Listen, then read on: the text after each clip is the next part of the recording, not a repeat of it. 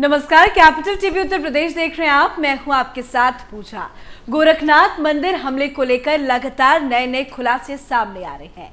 मंदिर हमले का आरोपी मुर्तजा की तह तक जाने की कोशिश पुलिस कर रही है। अब तक इस मामले में यूपी पुलिस ही मुर्तजा अब्बासी से पूछताछ कर रही थी, लेकिन अब इस मामले में नया मोड़ आ गया है। अब एनआईए आरोपी मुर्तजा से सवाल जवाब करेगी। यही नहीं, साथ ही इस संबंध में एनआईए की टीम अपनी रिपोर्ट केंद्रीय गृह मंत्रालय को भी सौंपेगी। तो क्या अब जल्द खुल जाएंगे हमले का राज? देखिए हमारी रिपोर्ट।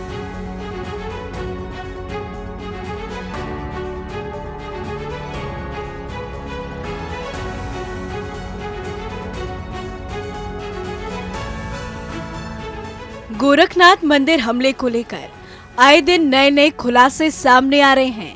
शुरू में आरोपी मुर्तजा के परिवार वालों ने मुर्तजा को मानसिक रूप से विक्षिप्त करार दिया, पर पुलिस ने अपनी जांच में साफ कर दिया कि मुर्तजा मानसिक रूप से बिल्कुल ठीक हैं।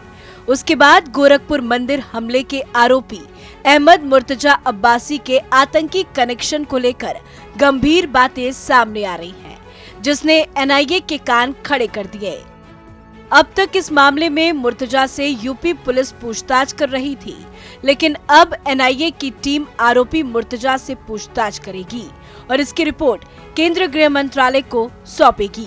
इस मामले में हर दिन नया मोड़ सामने आ रहा है। अब इस मामले में पुलिस को हनी ट्रैप कनेक्शन की जानकारी भी मिली है। अहमद मुर्तजा अब्बासी ने पुलिस पूछताछ में जानकारी दी थी कि आतंकी संगठन आईएसआईएस की एक लड़की ने अपनी तस्वीर भेजकर भारत आकर मिलने का वादा किया था। यही नहीं, अब्बासी ने इस लड़की को 40,000 रुपए भी भेजे थे। इसके बाद ईमेल के माध्यम से ही बातचीत शुरू हो गई। इसके बाद अब्बासी आईएसआईएस में भर्ती होने की तैयारी करने लगा था। इसके बाद उसकी आईएसआईएस के लोगों से बातचीत शुरू हो गई थी। अब्बासी ने पुलिस को बताया था कि उसने लड़की के बताए बैंक खाते में 3 बार पैसे भेजे थे। तो इस एंगल में भी पुलिस जांच कर रही है।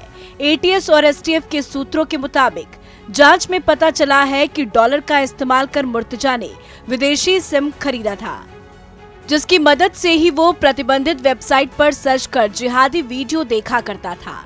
मुर्तजा के पास से नेपाली करेंसी के साथ डॉलर भी मिले हैं। ये भी सामने आया कि कई खातों में वो रुपए भेजा करता था। इतना ही नहीं, नौकरी के दौरान जो भी पैसे जुटाए उसे जिहाद की नर्सरी तैयार करने में ही खर्च कर दिया। नेपाल के बैंक खातों के जरिए करीब 8 लाख रुपए सीरिया के अलग अलग बैंक खातों में भेजे गए हैं।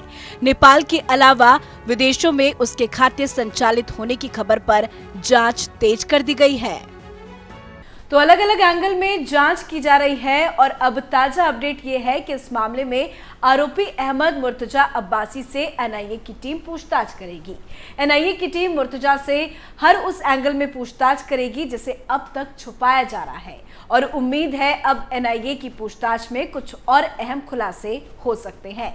इस खबर में फिलहाल इतना ही। तमाम खबरों के लिए देखते रहिए कैपिटल टीवी उत्तर प्रदेश। नमस्कार।